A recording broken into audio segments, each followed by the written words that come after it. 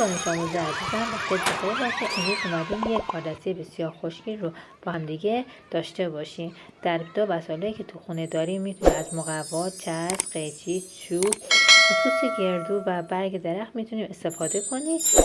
ما چوبای قشنگ رو قشنگ مال ساق درخت رو قشنگ نگه میداریم.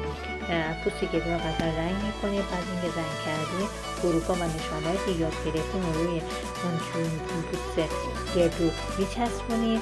ساقه کوچولوهایی که جمع کردیم رو با چسب حرارتی میچسبونیم روی برگاشون و اساس نشانه هایی که خوندیم ترکیب کلمه ها رو میتونیم روی برگاشون بچسبونیم و به صورت یک گل قشنگ و زیبا در میاد و میتونیم اطراف هر نوع از این گلا تزیینات رو که دوست داریم میتونیم داشته باشیم. امیدوارم که از این کاردستی نهایت استفاده رو لازم رو ببریم و خودم یک کاردستی خوشگل رو بر اساس همه چیزایی که تو خونه داریم استفاده کنیم. امیدوارم خوشتون بیاد. قربون شما. خدا نگهدار.